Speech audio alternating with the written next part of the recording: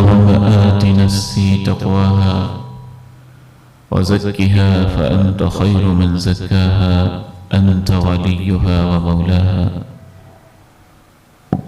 اللهم انفعني بما علمتني وعلمني ما ينفعني وزدني علما. أما بعد، فأعوذ بالله السميع العليم من الشيطان الرجيم من همزه ونفخه ونفثه. بسم الله الرحمن الرحيم. وأنكحوا الأيام منكم والصالحين من عبادكم وإمائكم. وقال عز من قائل سبحانه وتعالى: لقد كان لكم في رسول الله أسوة حسنة لمن كان يرجو الله واليوم الآخر وذكر الله كثيرا.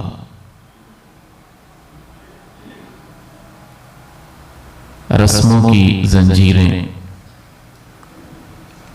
हमारा सालाना प्रोग्राम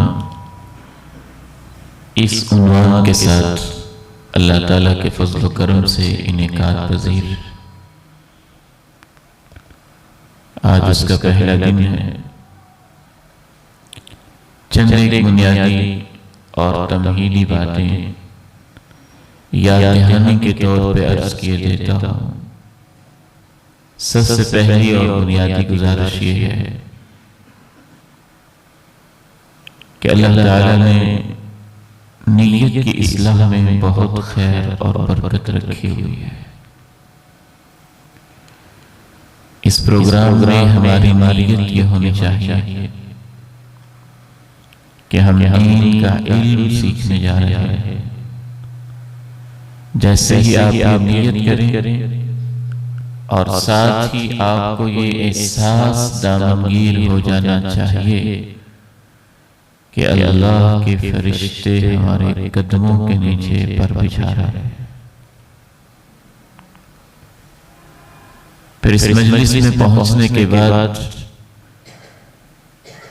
बाकायदा तौर पे और शऊरी तौर पे हम ये महसूस करें कि अल्लाह के फरिश्ते हमारे दरमियान मौजूद हैं।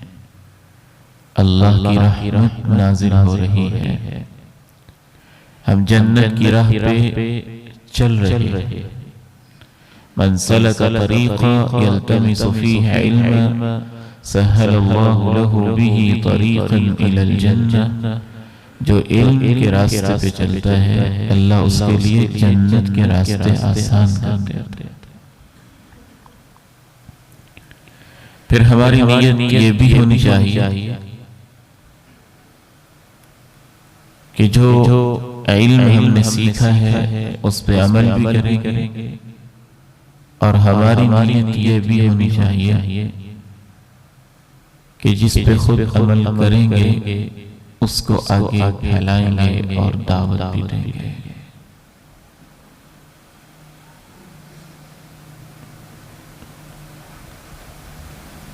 कुरान मजीद ने रसूलुल्लाह सल्लल्लाहु अलैहि वसल्लम की आमद के जो मकासिद बयान किए हैं उनमें से एक मकसद ये भी बयान किया यज़उ अन्हुम इसरहुम वल अग़लाल अल्लती कानत अलैहिम। मेरा पैगंबर इसलिए आया है कि जो इंसानों के ऊपर नाजायज बोझ है और जो उनके गलों के तोक हैं वो उतार दे। खुसूसन रस्मों की जंजीरों में रस्में बहुत सारी हैं। इब्तिदाई तौर पे हम शादी की रस्मों के ऊपर गुफ्तगू करेंगे। सबसे पहला मसला हमारे माशरे में निकाह और शादी के हवाले से ये हुआ है कि हमने इसकी हकीकत, इसकी रूह, इसकी स्पिरिट और इसके मकसद को नहीं समझा। रसूलुल्लाह सल्लल्लाहु अलैहि वसल्लम ने इरशाद फरमाया, ला तकूनु इम्मा, ऐ मेरी उम्मत के लोगों, तुम अंधे न बनना, लाई लग न बनना, मुआशरे के पीछे अंधाधुंध चलने वाले ऐसे न बनना कि तुम कहो इन अहसन अन्नास अहसन्ना व इन असाउ असअना, लोग अच्छा करेंगे तो हम भी अच्छा करेंगे, लोग बुरा करेंगे तो हम भी बुरा करेंगे। आपने फरमाया बल्कि तुम ऐसे बनना कि कहो अगर लोग अच्छा करेंगे तो हम अच्छा करेंगे ही, अगर वो बुरा करेंगे तो हम फिर भी अच्छा ही करेंगे। हमारा मसला इस वक्त ये हुआ है और सबसे बड़ा मसला है वो, मुमकिन है हमारे मुआशरे में वो लोग जिनकी शादी को 40 साल हो चुके हैं, 50 साल हो चुके हैं, 60 साल हो चुके हैं, मुमकिन है उन्होंने अपने एक दो बेटों की शादियां भी कर ली हैं, एक दो बेटियों को रुखसत भी कर लिया है। इसके बावजूद दीन के इल्म से हम इतने नावाकिफ और दूर हैं कि शायद उन 50-60 साल के लोगों को भी नहीं पता कि ईजाब व कबूल क्या होता है। जो शादी की रूह है, जो असल चीज है, मैं तो कहा करता हूं कि हम वो लोग हैं कि हम किसी अनाड़ी को जो ड्राइविंग न जानता हो अपनी 10, 15, 20, 30 लाख की गाड़ी पर नहीं बिठाते और स्टीयरिंग उसके हाथ में नहीं देते कि ये एक्सीडेंट कर देगा, गाड़ी को तबाह करेगा, नुकसान कर देगा। और उस जोड़े के बारे में क्या ख्याल है जिनको हम मियां बीवी के रिश्ते में मुंसलिक कर रहे हैं और उनको यही नहीं पता कि इस दिवाजी जिंदगी की जिम्मेदारियां क्या होती हैं। उसने तो आपकी 20 लाख की गाड़ी तबाह करनी थी और ये जोड़ा तो अपनी जिंदगी को और नस्लों को तबाह कर देगा।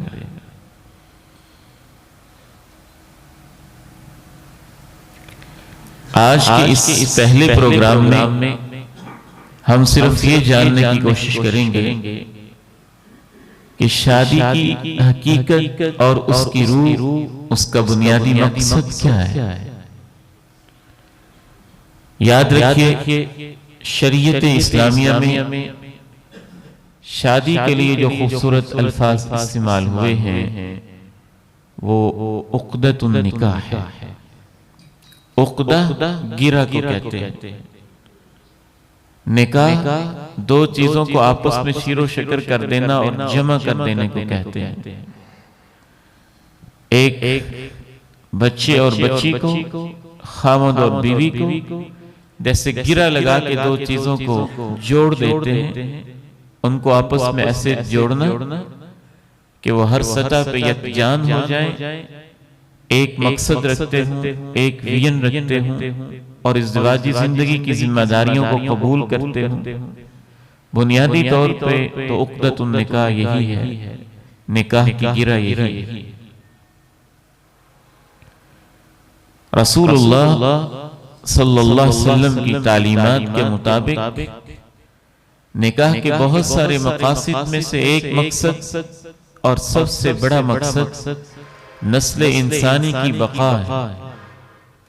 मियां बीवी रिश्ता इज़्दिवाज में मुंसलिक होकर बाकायदा पूरी जिंदगी साथ निभाने का अज़्म लेकर नस्ल इंसानी की बका का मुआहदा कर रहे होते हैं। निकाह का एक दूसरा बुनियादी मकसद इज्जत की हिफाजत है कि इंसान बेशर्मी, बेहयाई, बदकिरदारी और ज़िना, फहाशी से बच जाए। निकाह का एक तीसरा अहम मकसद इंसान की निगाहों के अंदर हया आ जाए। निकाह का एक चौथा मकसद खानदानी निजाम को तहफ़्फ़ुज़ मिल जाए। निकाह का एक पांचवा मकसद मियां बीवी अल्लाह के फजल और अल्लाह के करम से एक साले खानदान की बुनियाद बन जाए और उम्मत मुहम्मदिया अला साहिबिहा अस्सलावात व तस्लीमात इमाम कायनात अलैहिस्सलातु वस्सलाम की उम्मत की तामीर करें, अफराद की तश्कील करें, औलाद की मिलजुल के तरबियत करें। निकाह के ये बुनियादी मकासद हैं, बाकी सब जरूरियात हैं। तो निकाह के ये जो मकासद शरीयत इस्लामिया हमारे सामने रखती है, इसके लिए सबसे खूबसूरत लफ्ज़ निकाह ही है। हमने उस लफ्ज़ को जब अपनी जुबान के अंदर ढाला और उसे शादी का लफ्ज़ दिया, तो शादी में हमें इस लफ्ज़ पर इतराज नहीं, हम ये नहीं कहते कि लफ्ज़ कोई नाजायज है, लेकिन ये लफ्ज़ निकाह का तर्जुमा नहीं है, एक नया लफ्ज़ है। शादी का लफ्ज़ एक जश्न को शो करता है, फंक्शन को शो करता है, खुशी मनाने को शो करता है, एक तकरीब को शो करता है। निकाह की रूह और मकसदियत को जाहिर और वाज़े नहीं करता है। जब निकाह इतनी बुनियादी जरूरत है और इस कदर बुनियादी मसला है, तो आप ईमानदारी के साथ बताइए कि फिर उसे आसान होना चाहिए या मुश्किल होना चाहिए। जो बुनियादी जरूरत है, हर इंसान की जरूरत है, मुआशरे की जरूरत है, हर खानदान की जरूरत है, हर गरीब की जरूरत है, हर अमीर की जरूरत है, हर मजहब वाले की जरूरत है, तो उसे आसान होना चाहिए और बिल्कुल आसान होना चाहिए। जरूरियात तो बहुत बात की बात है, हमारा दीन तो वैसे ही आसानी के ऊपर मबनी है। रसूलुल्लाह सल्लल्लाहु अलैहि वसल्लम ये तालीम दिया करते थे, बुइस्तु बिल हनीफियति समहा, अल्लाह ने मुझे ऐसा दीन दे के भेजा है जिसमें हर चीज क्लियर है, यकसू है, और ऐसा दीन दे के भेजा है जो आसान है, जिस पे अमल करना मुश्किल नहीं है। आप ये नसीहत फरमाया करते थे, यस्सिरू वला तुअस्सिरू, यस्सिरू वला तुअस्सिरू, आसानियां करो मुश्किल ना करो, आसानियां पैदा करो, पेचीदगियां ना पैदा करो, आसानियां पैदा करो, मुश्किलें ना पैदा करो। रसूलुल्लाह सल्लल्लाहु अलैहि वसल्लम के दीन में तो इस कदर आसानी है कि इंसान नमाज जैसी इबादत भी खड़े होके नहीं कर सकता, बैठ के पढ़ लो, बैठ के नहीं पढ़ सकते, लेट के पढ़ लो, लेट के आंखों के इशारों से पढ़ लो, सर को ऊपर नीचे करके पढ़ लो, जैसे आसानी है वैसे पढ़ लो। पानी नहीं है तयम्मुम कर लो, पानी मौजूद है लेकिन बीमारी इतनी शदीद है कि इस्तेमाल करने से उसमें इजाफा हो सकता है, जान को खतरा लाहिक हो सकता है, कोई बात नहीं, तयम्मुम कर लो। आसानियां हैं हमारे दीन के अंदर। जिस दीन में अल्लाह की इबादत के लिए इतनी आसानी है, नमाज के लिए इतनी आसानी है, वुजू में आसानियां हैं, हज में आसानियां हैं, रोजे में आसानियां हैं, आसानियां ही आसानियां हैं। ये कैसे मुमकिन है कि उस दीन के अंदर निकाह को इतना पेचीदा और इतना मुश्किल बना दिया जाए कि इंसान को 60-70 साल की उम्र तक पता ही ना चले कि जिस तरीके से हम शादियां कर रहे हैं आखिर इनका मकसद क्या है, इनका तरीका क्या है। अल्लाह के नबी अलैहिस्सलातु वस्सलाम का इस हवाले से अंदाज और आपकी सुन्नते मुबारका क्या है।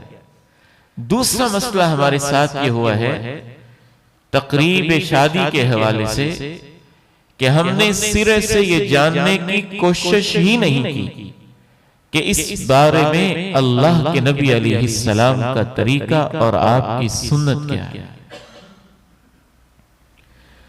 वो लोग जो नमाज की एक एक सुन्नत पे तहकीक करते हैं, हत्ता कि इस हद तक के हाथ ऐसे बांधने हैं कि ऐसे बांधने हैं कि ऐसे बांधने हैं। जिस दीन में इस कदर वजाहत है कि रफुल यदैन ऐसे करना है कि इतना करना है कि इतना करना है, कि तीनों तरह जायज है। दीन में इस हद तक वजाहत है और ये तहकीक खुश आइंद है, हमें इस पे एतराज नहीं है। ये हमारे दीन का हिस्सा है। अल्लाह के नबी की सुन्नत की तह तक पहुंचना इसमें खैर है, बरकत है।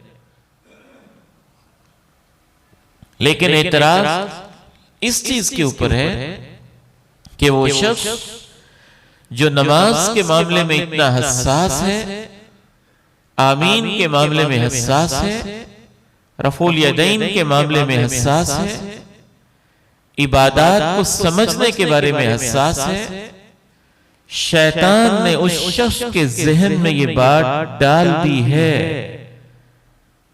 कि मुझसे तो कम से कम जिंदगी में, दावत की जिंदगी में 25 साल अपनी जिंदगी के गुजार चुका हूं, एक भी नौजवान नहीं है जिसने ये पूछा हो मैंने शादी करनी है तो अल्लाह के नबी की सुन्नत के मुताबिक कैसे होती है।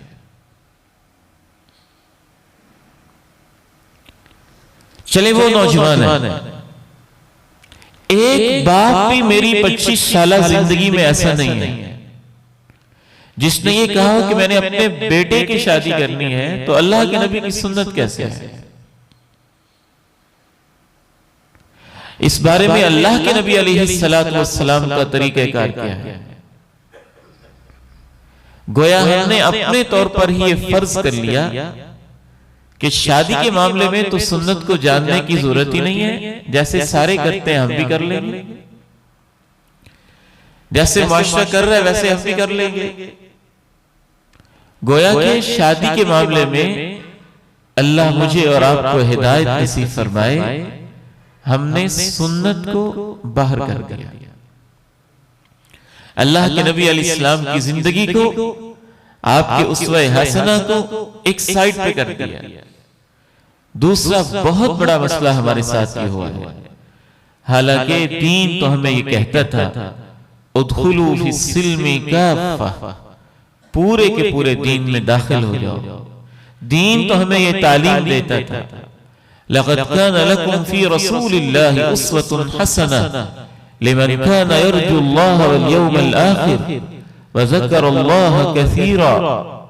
तुम्हारे लिए अल्लाह के पैगंबर की जिंदगी बेहतरीन, हमेशा से खूबसूरत नमूना है उसके लिए जिसको अल्लाह याद है, जिसको याद है कि अल्लाह के सामने पेश होना है, जिसको याद है कि आखिरत भी है और जिंदगी का हिसाब भी है, और जिसको याद है हर हर कदम पे कि मेरा रब है और मैंने उसके हुक्मों के मुताबिक जिंदगी गुजारनी है।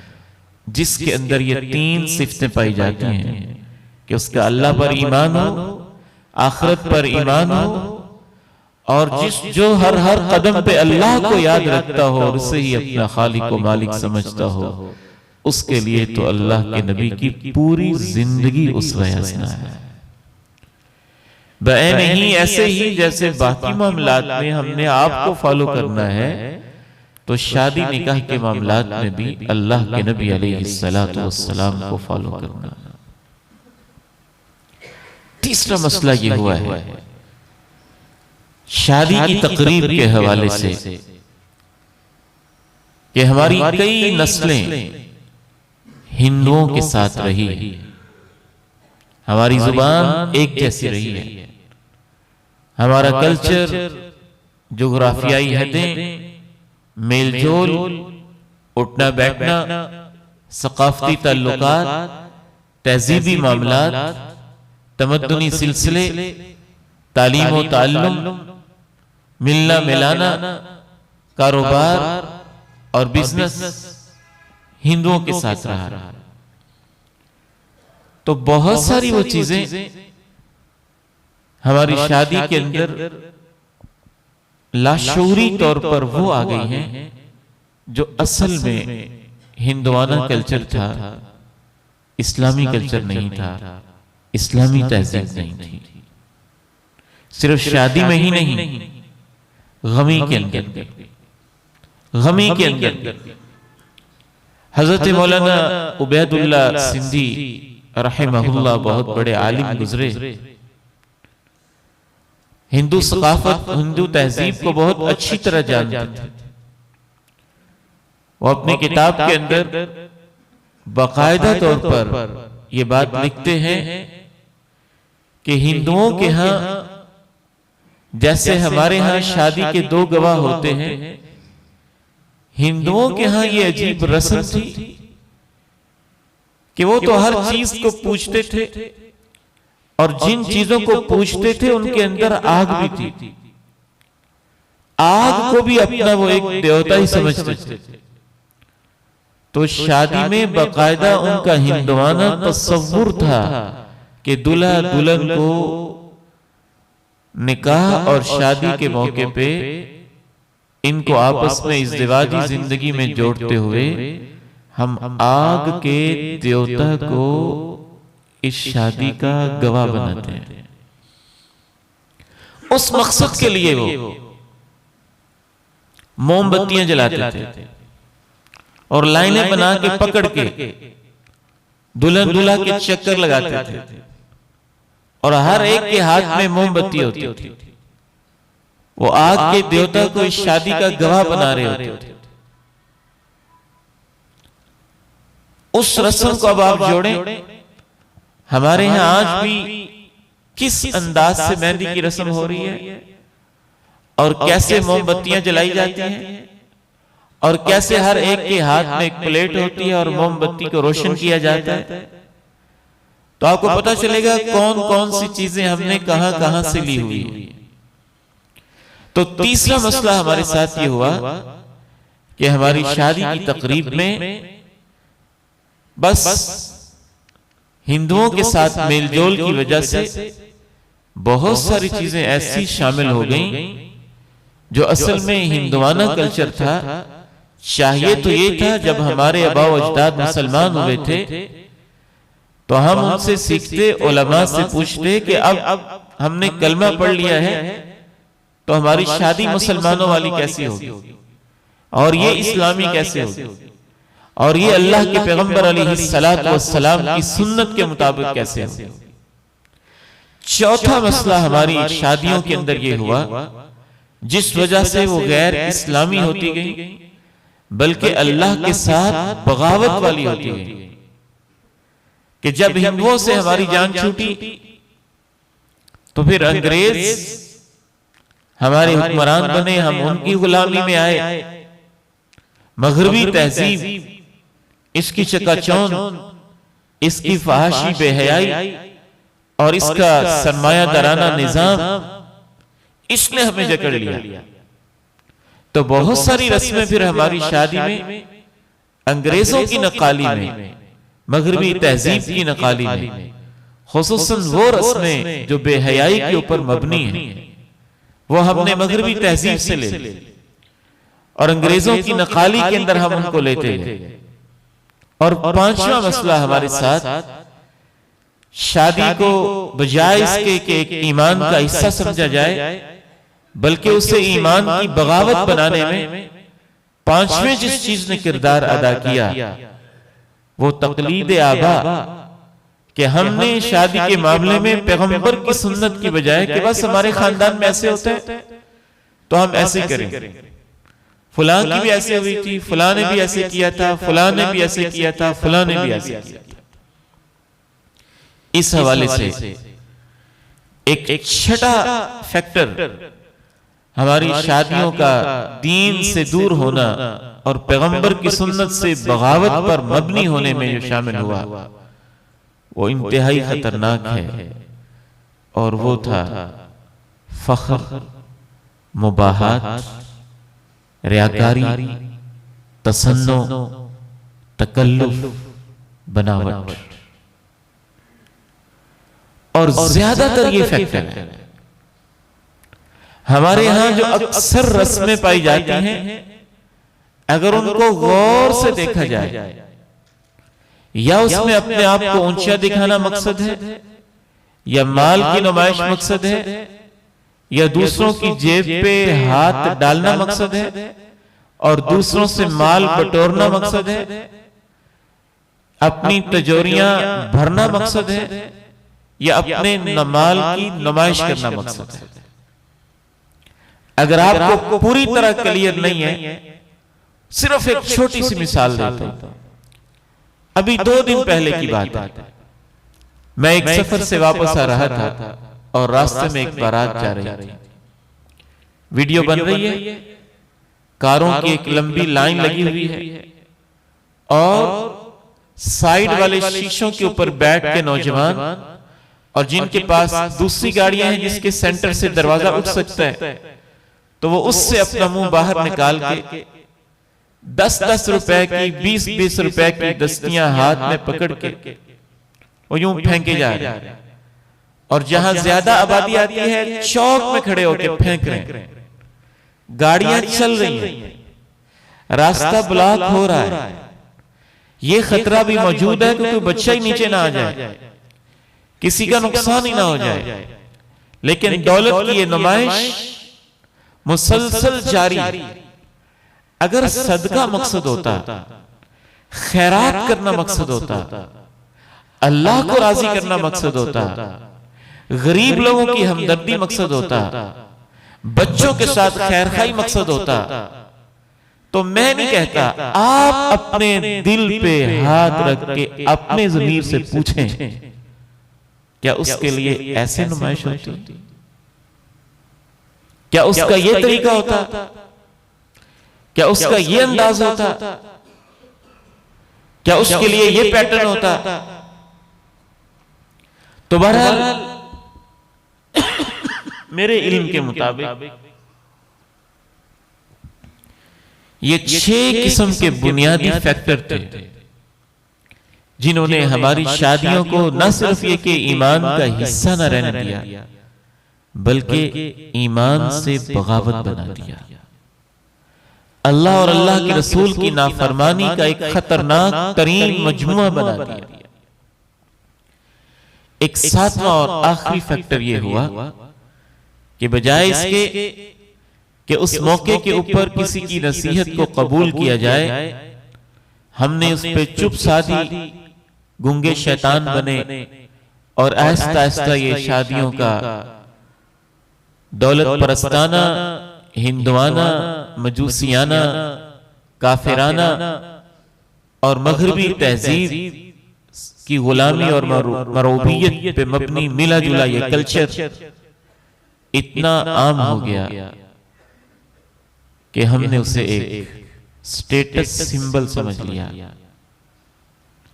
अपने ओहदे का तकाजा समझ लिया, अपने वडेरेपन और अपने बड़ेपन की नुमाइश का एक बुनियादी ऐसा तकाजा समझा कि यहां तक लोग बेचारे मजबूर हुए, गरीब लोग भी, कि शादी की रस्म उन्होंने हर सूरत में पूरी की, चाहे उनको उसके लिए सूद लेना पड़ा, चाहे इसके लिए उनको हराम कमाना पड़ा, चाहे इसके लिए उनको करप्शन करनी पड़ी, चाहे इसके लिए उनको कर्ज उठाना पड़ा, चाहे इसके लिए उनको अपनी नींदें हराम करनी पड़ी, चाहे इसके लिए उन्हें अपने 10-10 साल की मेहनत और कमाई जाया और बर्बाद करनी पड़ी।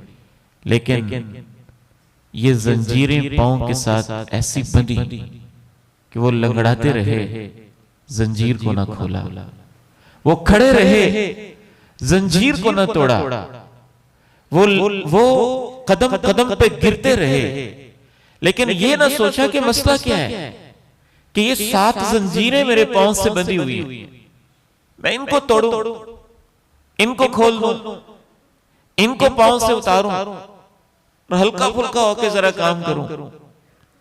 उसकी गर्दन मुड़ी रही, इधर उधर देखने के काबिल न रहा, और वो वैसे ही मुड़ी हुई गर्दन के साथ तौक के साथ चलता रहा। लेकिन ये हिम्मत न की कि ये गर्दन में जो किसी ने तौक डाल दिया मैं इसको उतार ही दूं, इसको ही फेंक के उतारूं। तो रस्मों की जंजीरें हमें ये शऊर देता है कि अल्लाह करे मेरे कुछ नौजवान बेटे और मेरे कुछ भाई अल्लाह के घर में बैठ के ये अज़्म कर लें कि हम इन जंजीरों को तोड़ देते हैं, इन्हीं को काट देते हैं जो खामखा हमें रोक रही हैं, गिरा रही हैं, और हम अच्छे भले हैं और ये हमें लंगड़ाने पर मजबूर कर रही हैं। गर्दन मेरी सही सलामत है और तौक किसी ने पहना दिया और उस वजह से न मुझसे मुड़ा जा रहा है, न देखा जा रहा है, न खड़ा हुआ जा रहा है, न बैठा जा रहा है, न चला जा रहा है, और मैं हूं कि उसी तरह चले जा रहा हूं। बजाय इसके कि उस तौक को उतारो, उस तौक और उस जंजीर को हमने एक नाम दिया, नाक नहीं रहती, इज्जत नहीं रहती। लोग क्या कहेंगे, मैं बड़ा मजबूर हूं, फुला नहीं मानता है, फुला नहीं मानता है। तो आइए अल्लाह के फजल से हम इन जंजीरों को तोड़ते हैं और ये नाम दे के तोड़ते हैं कि ये जंजीरें हम इसलिए तोड़ रहे हैं ताकि हमारे लिए जन्नत की राहों पे चलना आसान हो जाए, अल्लाह के नबी का साथ मिल जाए, आपकी सुन्नतों की बरकत हमारी जिंदगी में आ जाए। इस हवाले से चंद एक वाकयात मैं आपके सामने हदीस मुबारका से रखता हूं कि शरीयत हमारी शादियों को, निकाह की तकरीब को कैसे देखना चाहती है और क्या क्या अल्लाह के नबी अलैहिस्सलातु वस्सलाम के मॉडल इस हवाले से पाए जाते हैं। मैं बार बार ये वाज़ेह कर चुका हूं कि निकाह का जब आप बुनियादी मकसद समझ लेंगे कि निकाह बुनियादी तौर पे एक जश्न नहीं है, बुनियादी तौर पे एक समाजी मुआहदा है। समाजी मुआहदा, सोशल कॉन्ट्रैक्ट, मियां बीवी के जिंदगी गुजारने का एक अहदनामा, और उसके लिए सिर्फ और सिर्फ बुनियादी चीजें गिन लें। सबसे पहली चीज है एक बच्ची जो एक जगह पे निकाह और शादी की इजाजत देती हो कि ठीक है आप मुझे रुखसत कर दें। एक बाप जो अपनी बेटी को इजाजत देता हो कि ठीक है बेटी फुला जगह मैं आपका रिश्ता करता हूं, और एक लड़का जो इस जिम्मेदारी को कबूल करता हो। ईजाब और कबूल निकाह की रूह है। ईजाब का माना है वाजिब करना, यानी एक बाप एक महफिल में गवाहों की मौजूदगी में अल्लाह की आयत की तिलावत के बाद सबके सामने उसकी नुमाइंदगी करते हुए एक आलिम दीन या निकाह खां ये कहता है फलां की बेटी इतना हक महर इन गवाहों की मौजूदगी में आपके निकाह में दी जाती है, ये है ईजाब। निकाह में देने का मतलब है ईजाब, ईजाब का मतलब है वाजिब कर देना। अब उसने एक बहुत बड़ी जिम्मेदारी उस दुल्हे के ऊपर वाजिब कर दी। दूसरे लफ्जों में बाप की नुमाइंदगी करते हुए निकाह खां ये कह रहा होता है कि ये जो बच्ची है, आज की जो दुल्हन है, एक बाप के घर में इसने आंख खोली थी, उस बाप ने इसको पाला था, जवान किया था, इसके कपड़ों का इंतजाम किया था, इसकी रिहाइश का इंतजाम किया था, इसके खाने का इंतजाम किया था, इसकी तमाम जिम्मेदारियां उसने अपने कंधों पे ली थी और उसने हर तरह से इसका ख्याल किया था। वो बाप कहता है कि वो जिम्मेदारियां जो मेरे ऊपर थी आज मैं तेरे ऊपर वाजिब करता हूं। ये है ईजाब। गवाहों की मौजूदगी में निकाह खां उसकी नुमाइंदगी करता है और वो दुल्हा कहता है कि मैं इन जिम्मेदारियों को कबूल करता हूं। तो पहली चीज हुई एक बच्ची जो निकाह पर मुतमईन हो, बाप जो इजाजत देता हो, लड़का जो उन जिम्मेदारियों को कबूल करता हो, दो गवाह जो इसकी गवाही देते हों कि ये मुआहदा हमारी मौजूदगी में हुआ था, और पांचवी चीज हक महर जो पहला एक गिफ्ट है दुल्हा की तरफ से दुल्हन को, वो तय हो जाए। ये 5 चीजें मौजूद हैं तो ये मुआहदा पूरा हो गया है, ये निकाह हो गया। 2 चीजें इसमें खैर वाली हैं, सुन्नत वाली हैं। छठी चीज एक सुन्नत है कि इस खुशी के अंदर वो चंद लोगों को खाना खिलाते, वलीमा करते। बड़ी ताकीदी सुन्नत है, शरीयत ने उसका बहुत पसंद किया है।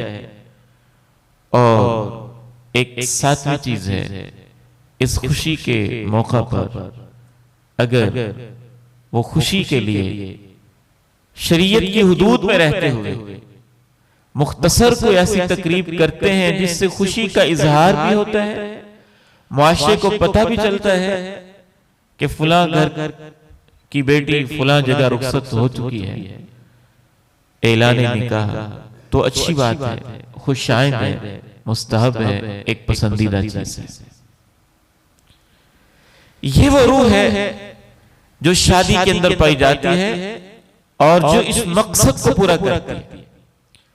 अब अल्लाह के नबी अलैहिस्सलाम के अहद मुबारक में इस रूह को पूरा करते हुए कैसे शादियां हो रही हैं, और आज तक कितनी खूबसूरती से कुछ बड़े खूबसूरत नमूने हमारे सामने रहे हैं, वो चंद एक मैं आपके सामने पेश किए देता हूं।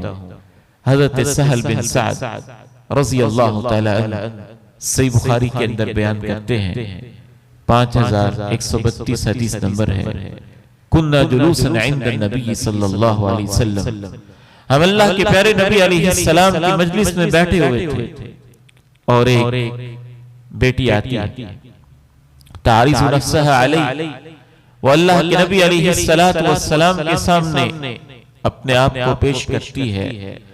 अल्लाह के नबी अलैहिस्सलातु वस्सलाम के लिए अल्लाह ने खुसूसी इजाजत रखी थी, वम्रअतन मुमिनतन, कोई भी ईमान वाली औरत नबी अलैहिस्सलातु वस्सलाम के अक्के निकाह में आना चाहे तो आपसे कह सकती थी कि आप मुझे ये शर्फ बख्शें। आप अलैहिस्सलातु वस्सलाम जब खामोशी इख्तियार करते हैं तो एक सहाबी वहां बैठे हुए और वो अर्ज करते हैं, ए अल्लाह के नबी अलैहिस्सलातु वस्सलाम, मेरे साथ इसकी शादी कर दीजिए। अल्लाह के नबी अलैहिस्सलातु वस्सलाम कहते हैं, आइंदका मिन शै, आपके पास कोई चीज इसे देने के लिए बतौर हक महर यानी मौजूद है? तो साहबी कहता है, मा इंदी मिन शै, मेरे पास कुछ भी नहीं है। आप कहते हैं घर जाके कुछ तो तलाश करो। वलौ खातम मिन हदीद, लोहे की अंगूठी मिल जाए वही ले आओ, वही ले आओ। वो सहाबी कहता है, ए अल्लाह के प्यारे नबी अलैहिस्सलातु वस्सलाम, मेरे पास तो लोहे की अंगूठी भी नहीं है। क्या है?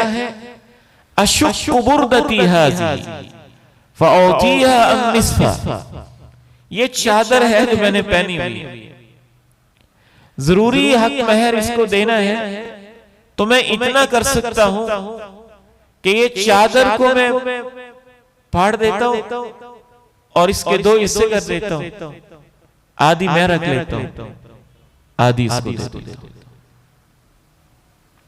इस पे आपने गौर करना है कि वो सहाबी गरीब है, लाजमी नहीं कि सारी शादियां ऐसी हैं, लेकिन इससे सबक तो सीखने वाली बात है कि एक गरीब इंसान क्यों अपने ऊपर जंजीरें पहन के और तोक डाल के सिर्फ नाक रखने के लिए उसने इसको बोझ बना दिया है, और मुआशरे ने उसको इतना मजबूर कर दिया है कि इसके बगैर उसकी बेटी को कोई कबूल ही नहीं कर रहा, और इसके बगैर उस बेचारे का फर्ज अदा ही नहीं हो रहा। तो इस जंजीर को तोड़ने के लिए तो मुआशरे को इज्तिमाई तौर पे किरदार अदा करना होगा। अकेला गरीब तो कुछ नहीं कर रहा। एक मिंबर से तो ये आवाज उठेगी कि आसानियां पैदा करो, और माशरे के कुछ दर्दमंद लोग बेदार होंगे कि ठीक है, एक बोझ है, इसे फेंकना चाहिए, और जंजीर है, उसे तोड़ना चाहिए। और कुछ अहले सरवत, अल्लाह उनके दिल में ये जज्बा पैदा करेगा कि अल्लाह ने बेशक हमें माल दिया है, लेकिन हम एक मिसाल बनते हैं, हम एक मॉडल बनते हैं, हम एक उसवे हसना पे अमल करने वाले लोग बनते हैं, तो फिर आहिस्ता आहिस्ता इसके अंदर आसानियां आई। लेकिन अल्लाह के नबी अलैहिस्सलाम की हयात तय्यबा में ये कितना आसान है कि बड़ी महफिल के अंदर सहाबी इसमें भी झिझक महसूस नहीं कर रहा, और उस औरत के सामने कि मेरे पास तो अंगूठी भी नहीं है, आप अलैहिस्सलातु वस्सलाम की मौजूदगी में कह रहा है कि चादर है, इसको दो हिस्सों में तकसीम कर देता हूं, आधी मैं रखूंगा, आधी इसे दे देता हूं। याद रखिए, हमारा दीन ये कहता है बरकत बहुत सारी चीजों से जिंदगी में आती है। बरकत पर हमारा ईमान है, और जिन चीजों से जिंदगी में बरकत आती है उनमें से एक निकाह भी है। अगर वो सुन्नत के मुताबिक हो तो उसके बाद जिंदगी में अल्लाह की तरफ से बरकत नाजिल होती है। और हमने तो निकाह को इतना मुश्किल बना दिया कि जो पहले इंसान के पास मौजूद होता है वो भी बर्बाद कर बैठता है, मकरूज हो जाता है, बोझ तले दब जाता है। अल्लाह का कुरान ये कहता है इन यकूनु फुकरा युगनिहिमुल्लाहु मिन फज़ली, कि शादी करने वाला जोड़ा अगर गरीब भी होगा तो अल्लाह निकाह की बरकत से, अपने फजल से उनको बरकत दे देगा, खैर डाल देगा, भलाई पैदा कर देगा। हमारे दीन का तसव्वुर ये है, हर चीज पहले ही देखी जाए, ये मादा परस्ताना तसव्वुर है। आप अलैहिस्सलातु वस्सलाम उस सहाबी से पूछते हैं हल मअका मिनल कुरान शै, यानी आपका मतलब था कि चादर ये दो टुकड़े करेगा, ना इसके काम की रहेगी ना उसके काम की रहेगी। तो आप पूछते हैं कि आपको कुरान का कुछ हिस्सा याद है? वो सहाबी कहता है कि हाँ, मुझे कुरान मजीद तो कुछ ना कुछ याद है। आप फरमाते हैं इज़हब फ़क़द ज़व्वजतुकहा बिमा मअका मिनल कुरान, तुम जा सकते हो, जो तुम्हें कुरान का हिस्सा याद है वही हक महर है, और उसी की बुनियाद के ऊपर मैं इस लड़की का निकाह तुम्हारे साथ कर चुका हूं। तो निकाह हो गया, वो आबाद हो गया, फर्ज अदा हो गया। अब जब उसको निकाह के ऊपर कोई लंबे चौड़े इखराजात नहीं करने पड़े, ना उसके वालिदैन को कर्ज उठाना पड़ा, ना उसको बोझ के नीचे दबना पड़ा, तो अब उसको अपनी माशी जिंदगी की फिक्र होगी, वो उसके लिए मेहनत करेगा, और अल्लाह का वादा है कि अल्लाह उसकी जिंदगी के अंदर बरकत डालेगा। अब वो दोनों खानदान मिलकर माशी पहिए के ऊपर तवज्जो देंगे, माशी हालात के ऊपर तवज्जो देंगे, बजाय इसके को अपना पैसा और अपना माल शादी की फजूल रस्मों के ऊपर बर्बाद करें। वो सारी मेहनत, वो सारी फिक्र, वो सारी सोच, वो सारी जंजीरें, वो सारे तौर उतरे हुए हैं, और प्रैक्टिकल लाइफ के ऊपर उनकी तवज्जो होगी, और अल्लाह का वादा है कि अल्लाह उसमें बरकत डालेगा। आगे बढ़ते हैं, कैसे बरकत फिर अल्लाह की तरफ से बाज़ दफा आती है, उसकी अमली मिसाल भी सही बुखारी की ही एक हदीस से मिलती है। यह हजरत अब्दुर्रहमान इब्न औफ रज़ी अल्लाह तआला अन्हु सहाबी रसूल हैं, मुहाजिर होकर तशरीफ लाए मदीना मुनव्वरा में। सब कुछ मक्का में रह गया है, पास कुछ भी नहीं। अल्लाह के नबी अलैहिस्सलाम ने मदीना के एक जिम्मेदार सहाबी के साथ इनका रिश्ता मुवाखात कायम कर दिया है, जिसके पास 2 बीवियां हैं। और अब्दुर्रहमान इब्न औफ से जब अल्लाह के नबी अलैहिस्सलाम ने उनको भाई बना दिया है तो दीन का रिश्ता इतना मजबूत हो गया है। हमारे जहन में अगरचे इसके ऊपर इश्कालात पैदा होते हैं, लेकिन शरी हवाले से तो इसे एक इसार ही समझा गया है कि वो यहां तक सहाबी अपने भाई अब्दुर्रहमान से कहता है कि तुम मक्का से हिजरत करके आए हो, ना तुम्हारा घर है, ना बीवी है, ना जमीन है, ना पैसा है, ना कारोबार है। मैं सब कुछ तुम्हारे साथ तकसीम करता हूं, जमीन भी, जायदाद भी, सब कुछ। मेरी 2 बीवियां हैं और उनमें से मैं एक बीवी को भी अपने निकाह से फारिग करता हूं। अगर और कोई रिश्ता नहीं है तुम्हारे पास, जाहिर है इसी पस मंजर में कहता है जब वो इद्दत गुजार के फारिग होगी तो उसके साथ तुम निकाह कर लेना। अब्दुर्रहमान इब्न औफ किसी ऑफर को भी कबूल नहीं करते और कहते हैं अल्लाह आपको बरकत दे, आप मुझे बस इतना बता दें कि मदीने की मार्केट और बाजार कौन सा है। जनाब अब्दुर्रहमान इब्न औफ मदीना मुनव्वरा में अपना कारोबार शुरू कर देते हैं। जो अल्लाह उनको हिम्मत देता है, जैसे भी इन्वेस्टमेंट करते हैं, जैसे भी मजदूरी करके पैसे कमाते हैं, बरकत तो अल्लाह ने डाल दी। शादी कर लेते हैं और शादी के बाद अल्लाह के प्यारे नबी अलैहिस्सलाम से मुलाकात होती है और ये खास अल्लाह के नबी के सहाबा में से, मुहाजिर सहाबा में से और मक्का से आए हुए अल्लाह के नबी के शहर से हैं। ये नहीं कि मदीना के सहाबी और आप इनको जानते नहीं हैं। जनाब अब्दुर्रहमान इब्न औफ शादी से फारिग हो चुके हैं और उनके कपड़ों पे जर्द रंग की शादी की एक निशानी नजर आती है जो उस सकाफत के मुताबिक उस दौर में होती होगी। इस पे भी हम इंशाल्लाह बात करेंगे कि हमारा दीन ये नहीं कहता कि मकामी सकाफत की हर चीज खत्म कर देनी है। अब्दुर्रहमान इब्न औफ जिस माहौल में है उस मकामी सकाफत के अंदर, मकामी कल्चर के अंदर जर्द रंग का निशान दुल्हा के कपड़े पे दिखाई देता है। आप देखते हैं तो आप कहते हैं अब्दुर्रहमान आपने शादी कर ली है? कहते हैं शादी कर ली है।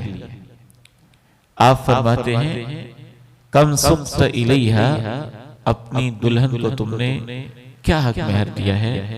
कहते हैं ज़ीनत नवातिन मिन ज़हब, खजूर की जो गुठली होती है उसके मुताबिक सोना मैंने हक मेहर दिया है। आप फरमाते हैं औली वलो बिशाती, वलीमा जरूर करना, अगरचे एक बकरी ही ज़बह करके खिला देना, वलीमे का एहतमाम करना। यहां तक सही बुखारी की हदीस है। चंद एक नताइज हमने खुद इससे निकालने कि मदीने की छोटी सी आबादी में शादी और निकाह इतनी आसानी के साथ ये तकरीब हो रही है कि उस सहाबी को ये फिक्र भी नहीं है कि मैंने लाजिमन अल्लाह के नबी अलैहिस्सलाम को दावत देनी है। ये फिक्र भी नहीं है अगर मैंने उनको ना बुलाया तो क्या हो जाएगा। ये भी नहीं है कि लाजिमन वही मेरा निकाह पढ़ाएंगे। ये फिक्र भी नहीं है कि मैंने इसके लिए कोई बहुत बड़ा जश्न करना है। ये फिक्र भी नहीं है कि उस वक्त तक मेरी शादी नहीं हो सकती जब तक मैं इतनी और इतनी कमाई नहीं कर लेता हूं। याद रखिए अगर आप निकाह को मुश्किल करेंगे तो शैतान है ना, वो जिना को आसान कर देगा। हमारे मुआशरे में शादी जिस कदर मुश्किल हो चुकी है, जैसी जंजीरें और गले के तौक बन चुके हैं, उसका ही नतीजा है। एक अहम तरीन फैक्टर है शादी के तकल्लुफात और शादी के नाजायज बोझों का भी, कि आज बहुत सारी बच्चियों की भी शादियां लेट हो रही हैं और बच्चों की भी शादियां लेट हो रही हैं। 25, 30, 35 साल तक की बच्चियां घरों में बैठी परेशान हैं और जिना मुआशरे के अंदर आम हो चुका है। ये दोनों लाजिम मलज़ूम है। शादी मुश्किल होगी तो जिना आम होगा, शादी आसान होगी तो जिना मुश्किल होगा। इन दोनों का आपस में गहरा ताल्लुक है। इसलिए आप इन चीजों को मामूली न समझें और लाइट न लें कि कोई मसला नहीं है, बहुत बड़ा मसला है। अहले सरवत के लिए मसला नहीं भी है तो सोचने की बात यह है कि हमारे मुआशरे में मालदार कितने लोग हैं। हर घर के अंदर तो गुर्बत नाच रही है, यहां बच्चियां गुर्बत से खुदकुशियां कर रही हैं। यहां के बाप बच्चियों के फर्ज अदा करने के गम में बूढ़े हुए जा रहे हैं। यहां एक बाप गुर्बत का मारा 5-5 अपने बच्चों को नहर में फेंक रहा है। इन हालात के अंदर अगर आपने शादी की जंजीरें ऐसे ही बांध के रखी और गले के तोक ऐसे ही रखे तो मैं समझता हूं कि अहले सरवत मुआशरे के गरीब लोगों के मुजरिम होंगे और कल क़यामत के दिन ये गरीब लोग इनका गिरबान पकड़े। ना तुम इसे इतना मुश्किल बनाते और ना हमारे लिए इतनी मुश्किल होती। जितना आप शादी को मुश्किल करते जाएं, फहाशी फैलती जाएगी, बेहयाई फैलती जाएगी, शैतान अपनी राहें बनाता जाए, फजूल खर्चियां बढ़ती जाएंगी, जिना भी बढ़ता जाएगा, बदकारी भी बढ़ती जाएगी, सूद भी बढ़ता जाएगा, करप्शन भी बढ़ती जाएगी, बेहयाई भी बढ़ती जाएगी। एक शादी के साथ बहुत सारे गुनाह जुड़ते चले जाएंगे। जिसने हमारे ईमान की आसानी का जरिया बनना था वो हमारे लिए ईमान की तबाही का बाइस बनती चली जाएगी। तो इसको आसान करना बहुत अहम तरीन तकाजा है। यही अब्दुर्रहमान इब्न औफ रज़ी अल्लाह ताला अन्हु अर्ज़ा, अल्लाह ताला फिर इनको ऐसी बरकत देता है। नबी अलैहिस्सलाम दुआ देते हैं अल्लाह आपको बरकत दे। अगर हमारी सोसाइटी और हमारा माशरा होता तो ना तो इनको रिश्ता मिलता, ना ये कारोबार कर सकते, ना बिजनेस कर सकते, ना उसके अंदर कोई खातिर खा इन्वेस्टमेंट कर सकते। मसाइल दोनों तरफ से हैं, बच्चे वालों की तरफ से भी हैं और बच्ची वालों की तरफ से भी हैं। अल्लाह पे तवक्कुल, अल्लाह पे यकीन, कुछ अल्लाह पे एतमाद और कुछ चीजें अल्लाह पे छोड़ना, ये हमारे माशरे से खत्म होता जा रहा है। तो वो सारी फजूल खर्चियां और रस्मों की जंजीरें तोड़ के सादगी के साथ अब्दुर्रहमान इब्न औफ रज़ी अल्लाह ताला अन्हु का निकाह हुआ है। कारोबार पे मेहनत हुई है, अल्लाह ने इतनी बरकत डाली है, इनकी पूरी जिंदगी में से नहीं, सिर्फ वो चीजें जो वफात के वक्त अल्लाह की राहों में दी जा रही थी और इनकी विरासत में थी, उनमें 1000 ऊंट थे, 3000 बकरियां थी, 100 घोड़े थे और इनकी बीवियों के अंदर जो विरासत तकसीम हुई थी वो सोने की बड़ी बड़ी डलियां थी जो काट काट के तकसीम की गई थी। और जो इन्होंने वसीयत की थी कि अल्लाह की राह में देना है, सिर्फ वो सोना 50,000 दीनार था। 50,000 दीनार, एक दीनार उस दौर का 4.25 ग्राम बनता है। एक दीनार तकरीबन 4.25 ग्राम का है। 50,000 को अब आप 4.25 ग्राम से ज़रब देते और फिर उसका जो हासिल है उसको जब आप अंदाजा लगाएंगे और किलो के अंदर कन्वर्ट करेंगे तो 100 किलो से भी ज्यादा सोना था जो जनाबे अब्दुर्रहमान इब्ने औफ दुनिया से जाते हुए अल्लाह की राह में सदका करके गए थे। जिंदगी में जो किया कई मौकों पे किया वो अलग है। इनको तो तारीख कहती है ताजिरुर रहमान कि अब्दुर्रहमान इब्ने औफ वो सहाबी थे जो अल्लाह के साथ अपनी तिजारत किया करते थे। तो बहुत सारे उसके अंदर फैक्टर्स थे, लेकिन उनमें से एक अहम तरीन फैक्टर ये भी था कि इनके पांव के साथ ये जंजीरें नहीं बंधी हुई थी। आगे चलते हैं, एक और वाकया अल्लाह के नबी अलैहिस्सलाम की जिंदगी में होने वाला निकाह, वो भी आपके सामने पेश करते हैं। और ये कायनात का हुसैन तरीन जोड़ा है। अल्लाह के नबी अलैहिस्सलाम की बेटी और आपकी साहिबजादी सय्यदा फातिमा रज़ी अल्लाह तआला अन्हा और आपके बनने वाले दामाद सय्यदना अली रज़ी अल्लाह तआला अन्हा।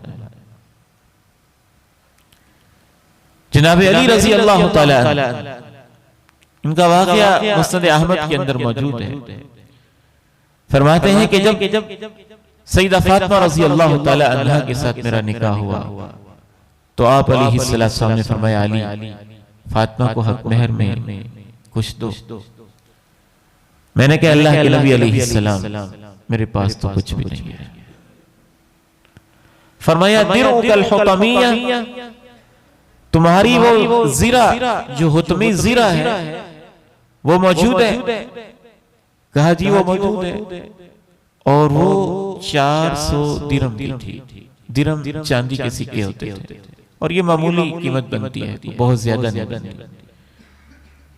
आपने फरमाया यही उनको हक महर में दे दो। ये सुनन नसाई की हदीस है। हक महर दे दिया गया। सय्यदा फातिमा रज़ी अल्लाह तआला अन्हा को इमाम कायनात अलैहिस्सलाम रुखसत कर रहे हैं तो उनके साथ क्या भेज रहे हैं? बअसा मअहा बिखमीलतिन व विसादतन मिन अदमिन हश्वुहा लीफ व रहयैन व सिक़ाअन व जर्रतैन। उस दौर के हिसाब से एक माकूल और मुनासिब चीजें हैं। आप अलैहिस्सलाम अपनी बेटी को एक चादर देते हैं, एक तकिया देते हैं, 2 चक्कियां देते हैं आटा पीसने वाली, और एक मिश्कीजा देते हैं पानी भरने के लिए, और 2 घड़े देते हैं एक्स्ट्रा जिनमें पानी रखा जाता है। एक में पानी रखा जाता है, दूसरा पानी लाने के लिए इस्तेमाल होता है। और आप अलैहिस्सलाम इस सादगी के साथ सय्यदा फातिमा रज़ी अल्लाह तआला अन्हा को रुखसत करते थे। एक और निकाह भी सुन लीजिए, ये भी सही बुखारी में इसकी तफसील मौजूद है। मुख्तसरन मैं आपके सामने अर्ज करता हूं। सय्यदा सफिया रज़ी अल्लाह तआला अन्हा, इनके साथ नबी अलैहिस्सलातु वस्सलाम का निकाह हालत सफर में हुआ है। गोया कि अहद नबी के अंदर शादी एक ऐसी चीज थी जो सफर में भी हो जाती थी, अपने हालात के मुताबिक हो जाती थी। तो आप अलैहिस्सलातु वस्सलाम सफर में ही गज़वा से वापसी पे इनके साथ शादी करते हैं। और आप अलैहिस्सलातु वस्सलाम सहाबा किराम से कहते हैं कि जो किसी के पास मौजूद है वो ले आए। जअल अर्रजुलु यजीउ बिल अक़ीक़, कोई पनीर ला रहा, वजअल अर्रजुलु यजीउ बिस्समन, कोई घी ले आया, वजअल अर्रजुलु यजीउ बित्तमरी, और कोई खजूरें ले आया। खजूर, घी, पनीर उनको मिक्स किया, एक मालीदा बन गया, एक डिश बन गई जिसको हाइस कहा जाता है। आज के दौर में हम कह सकते हैं सोन हलवा की तरह की एक स्वीट डिश तैयार हो गई। उसको दस्तरखान पे बिछा दिया गया। अल्लाह के नबी अलैहिस्सलाम ने कहा यही मेरा वलीमा है। एक और निगाह है, उसमें जरा एहतिमाम नजर आता है। वो सफर में नहीं है, वो आम नॉर्मल हालात में। शायद वो आपकी जिंदगी का सबसे बड़ा वलीमा है। इमाम कायनात अलैहिस्सलातु वस्सलाम की शादी सैयदा ज़ैनब रज़ी अल्लाह ताला अन्हा के साथ जब हुई तो आपके खातमे खास जनाब अनस रज़ी अल्लाह ताला अन्हु बयान करते हैं मा औलमा अला इम्राअतिन मा औलमा अला ज़ैनब, अल्लाह के नबी अलैहिस्सलाम ने सबसे बड़ा वलीमा अपनी अहलिया सैयदा ज़ैनब रज़ी अल्लाह ताला अन्हा का किया। ये वो वलीमा था जिसमें नबी अलैहिस्सलाम ने अपने वलीमे के अंदर अपने तमाम सहाबा को रोटी और गोश्त पेश किया था और खूब सैर होकर सहाबा ने खाया, जी भर के सहाबा ने खाया। इसकी वजाहत भी अहादीस के अंदर मौजूद है। आखिरी एक दो वाक़यात अर्ज करके मैं आपसे इजाजत चाहता हूं। और ये रिवायत सलफ सालेहीन की अगरचे हमारे दौर में कम हो गई, लेकिन आज तक किसी न किसी अंदाज में बाज़ सलफ सालेहीन के अंदर अहद नबी से लेके आज तक मौजूद रही है। ये सादगी, इसके अंदर ये नफासत और इसके अंदर ये आसानी वाला पहलू, उनमें सबसे खूबसूरत अजीम तरीन वाक़या वो अपनी हमारी इस्लामी तारीख का एक मुनफरिद वाक़या है। वो ताबईन के सबसे बड़े आलिम सय्यदुना सईद इब्न मुसय्यब रहमहुल्लाह ताला का वाक़या है। मदीना के बहुत बड़े आलिम थे। 40 साल तक सईद इब्न मुसय्यब रहमहुल्लाह ताला को अल्लाह ने अपना ही एक अजीब तकवा दिया था। सच्ची बात है, इन लोगों का तज़किरा करते हुए हमें तो वैसे ही शर्म महसूस होती है कि हम कितने कमजोर हैं।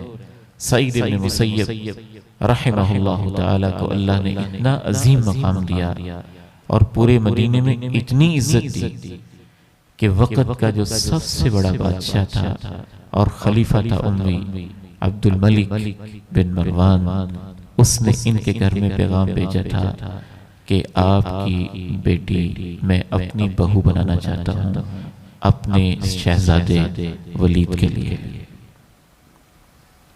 सईद इब्न मुसय्यब रहमहुल्लाह ने कहा यह नहीं हो सकता, मैं अपनी बेटी को आपके घर नहीं भेज सकता।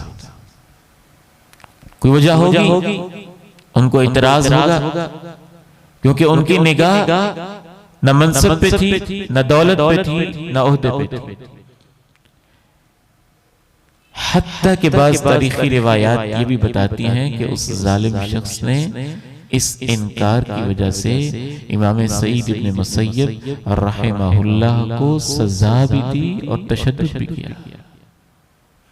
लेकिन ये ना का मेरी बेटी है, मेरी मर्जी है, मैं इस शहजादे को अपनी बेटी नहीं दे सकता। बहुत ही अल्लाह ने इनको तकवा दिया, बहुत ही इज्जत दी थी। बेटी को अल्लाह ने हुस्न भी दिया था, जमाल भी दिया था, हाफिजा भी थी, आलिमा भी थी, मुहद्दिसा भी थी, हुस्न जमाल भी था और वक़्त के एक बहुत बड़े आलिम की बेटी थी। तो इमाम सईद इब्न मुसय्यब रहमहुल्लाह ने इनकार कर दिया। जाहिर है और भी रिश्ते आएंगे, इनकार किया। इनका एक शागिर्द था कसीर रहमहुल्लाह, नेकी और तकवा वाला था, साथ साथ रहता था, हदीस का बड़ा शौकीन और फिदाई था और इनका खास शागिर्द था। काफी सारे उसके नागे हुए और कई दिनों के बाद आया इमाम सईद इब्न मुसय्यब रहमहुल्लाह ने उससे पूछा, कसीर क्या वजह है, इतने नागे और इतनी देर बाद आए? कहने लगा उस्ताद जी मेरी बीवी फौत हो गई थी, उस वजह से मामलात ऐसे रहे कि मैं दर्स हदीस के अंदर हाजिरी नहीं दे सका। ये बात कही सैयदना सईद इब्न मुसय्यब रहमहुल्लाह ने अपने शागिर्द के साथ ताज़ियत की, इसको दुआ दी। और जब मजलिस बर्खास्त हो गई, सब लोग चले गए, तो इनको कहा कि आप बैठे रहो। बैठ गए। कहा आपकी बीवी फौत हो गई, तो फिर आपने आगे शादी कर ली? कहने लगे उस्ताद जी, मैं तो तालिब इल्म हदीस का, और सारी मेहनत इधर है और गुर्बत है, मुझे कौन रिश्ता देगा? मुझे किसने रिश्ता देना? इमाम सईद इब्न मुसय्यब रहमहुल्लाह रहमतन वासिया कहते हैं, तुझे कोई रिश्ता नहीं देता, तेरे इल्म, तेरे तक़वा और शौक़े हदीस को देखते हुए तुझे मैं रिश्ता देता हूं। मैं अपनी बेटी तुम्हारे निकाह में देता हूं। उसके तो जैसे औसान खता हो गए कि वो वक्त के इमाम जिन्होंने एक शहजादे को ठुकरा दिया और मुझे रिश्ता देते हैं। अजब कैफियत, कैसे उनके पसीने छूटे, खुशी की, हैरत की अजीब कैफियत। उसी कैफियत में वो घर वापस चला जाता है। इमाम ज़हबी सियर आलामिन नुबला एक बहुत अजीम किताब है मुहद्दिसीन के हालात पे, उसमें लिखते हैं कि रात को इनके शागिर्द का दरवाजा खटखटा है और वो परेशान हो जाता है कि रात के इस वक्त कौन हो सकता है। मुझे अब याद नहीं आ रहा दिन का वक्त है या रात का वक्त है, पर इनके घर का दरवाजा खटखटा है तो परेशान हो जाते हैं कि कौन है दरवाजे पे, मन बिल बाब, कौन है दरवाजे पे? जवाब आता है आपके दरवाजे पे सईद है। वो कहते हैं कि सारे ही सईद मेरे जहन में आए, फलां सईद हो सकते हैं, फलां सईद हो सकते हैं, फलां सईद हो सकता है। उस्ताद जी का नाम भी सईद है कि उस्ताद जी मेरे दरवाजे पे हो सकते हैं, ये तो मैंने सोचा भी नहीं था। वो मस्जिद नबवी को छोड़ के कम ही कहीं जाते थे। जब मैंने दरवाजा खोला तो क्या देखता हूं कि मेरे शेख, मेरे उस्ताद सईद इब्न मुसय्यब रहमहुल्लाह ताला दरवाजे पे हैं और साथ उनकी बेटी भी है।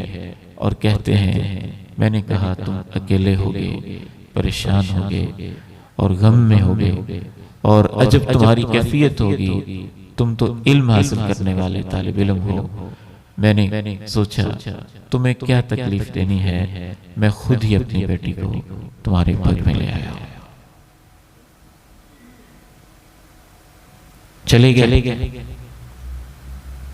और इनको समझ ही ना आया कि अब मैं क्या करूं। आवाज थी ऊंची कि सईद इब्न मुसय्यब ने मुझे रिश्ता दे दिया है और उनकी बेटी मेरे घर में आ गई है। कुछ खवातीन आए और इनको हौसला दें। वो शर्मो हया की पैकर बेटी जब इस घर में जाती है तो वो बेचारी शर्म के मारे गिर पड़ती है और इनको समझ नहीं आती कि अब मैं क्या करूं। ये आवाज लगाते हैं, फिर खवातीन जमा होती हैं और इनकी वालिदा कहती हैं कि वो मुत्तकी परहेजगार शख्स हैं, उनको जैसे समझ आई उन्होंने किया, लेकिन बेटे तू इस बेटी के करीब नहीं जा सकता। 3 दिन तक मैं इसको अपने पास रखूंगी, हौसला दूंगी, दिल लगाऊंगी, मोहब्बत करूंगी, बेटी बनाऊंगी, फिर मैं इसे तेरे पास भेजूंगी, तैयार करूंगी। वो एहतिमाम करती हैं अपने बेटे को कि इस अंदाज में तरबियत करती हैं। खवातीन आती हैं और 3 दिन के बाद फिर वो अपना घर बसाते हैं।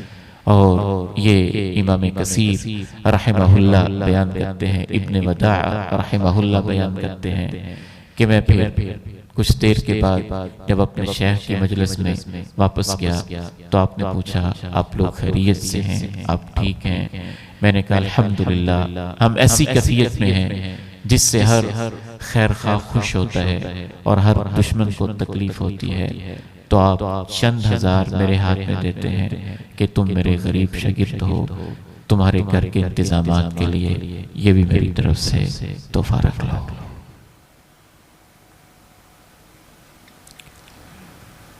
ना हम तकवा के उस लेवल पे हैं और ना ईमान के उस लेवल पे हैं। मकसद सिर्फ यह है कि इससे हमें सीखने को तो बहुत कुछ मिलता है। उस लेवल पे नहीं तो कुछ तो उसके करीब हो जाए, कुछ तो साथी आ जाए, कुछ तो जंजीरें टूटे और कुछ तो बोझ हल्का हो। और आखिरी एक वाक़या अर्ज करके मैं आपसे इजाजत चाहता हूं। ये इसी दौर का वाक़या है।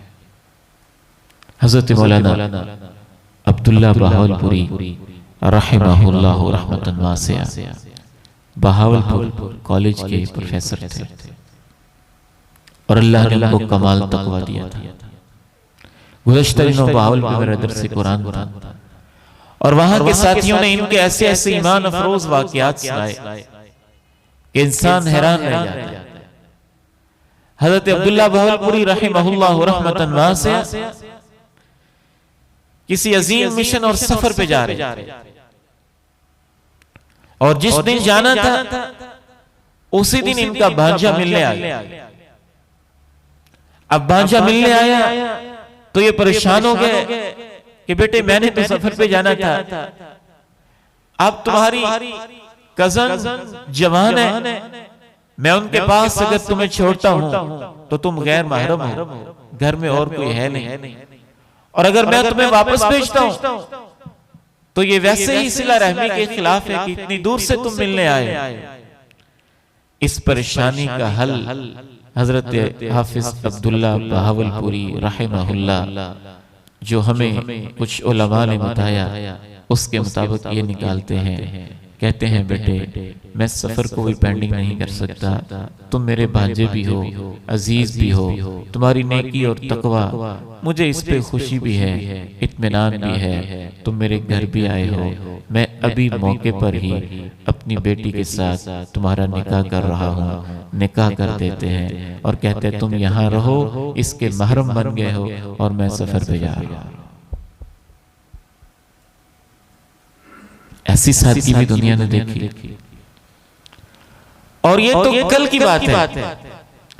सूफी ऐश मोहम्मद रहमहुल्लाह रहमतन वासिया हमारे पास यहां भी कई दफा तशरीफ लाए। फैसलाबाद के एक गांव के साथ उनका ताल्लुक था, उनका भी भांजा उनको मिलने आता है और ये उनके दामाद ने खुद बात बताई एक आलिम दीन को। असगर साहब उनके भांजे का नाम था, मिलने आए और जोहर की नमाज का वक्त था, नमाज से फारिग हुए। जाहिर है भांजा था, बच्चा था, जानते थे उसके अखलाक और दीन पे खुश थे। कहा बेटे तुम मिलने तो आई हो, तो बजाय इसके कि तुम वापस ऐसे जाओ, बेटी से कहा कि बेटी तुम्हारा कजन है, मेरा भांजा है, मिलने आया है, मैं तुम्हारा फर्ज अदा करना चाहता हूँ और चाहता हूँ कि आज ही तुम्हारी रुखसती भी कर दूं और उसके साथ अपनी बेटी को निकाह करके रुखसत भी कर दूं। यानी ये तो आखिरी लेवल की मिसालें हैं कि इस लेवल तक भी बाज़ उलमा में, अहले इल्म में, दीन वालों में तकवा रहा। चले हम उस लेवल पे नहीं पहुंच सकते, लेकिन कुछ सादगी तो हमारे माशरे के अंदर आनी चाहिए और जो निकाह का असल मकसद है उसको समझते हुए इसमें हमें आसानी की तरफ जाना चाहिए। अल्लाह ताला से दुआ है कि हमें तौफीक नसीब फरमाए। कल इंशाअल्लाह इस मौजू को हम मजीद आगे बढ़ाएंगे कि इस आसान से शादी के तसव्वुर को हमने कैसे कैसे मुश्किल बना दिया है और कहाँ कौन कौन सी रस्में इसके अंदर हमने नाजायज और हराम शामिल कर दी हैं और उनमें क्या क्या गुनाह पाए जाते हैं। बारात की क्या हैसियत है, जहेज की क्या हैसियत है, मेहंदी की क्या हैसियत है, माइयों की रस्म का क्या स्टेटस है और शरई हवाले से उसकी क्या हैसियत है। इस पे इंशाअल्लाह चंद बातें हम कल की गुफ्तगू में करेंगे। आपसे दरख्वास्त है कि आप दुआ कीजिए, अल्लाह ताला सेहत व ईमान वाली ज़िंदगी दे, शरह सदर नसीब फरमाए।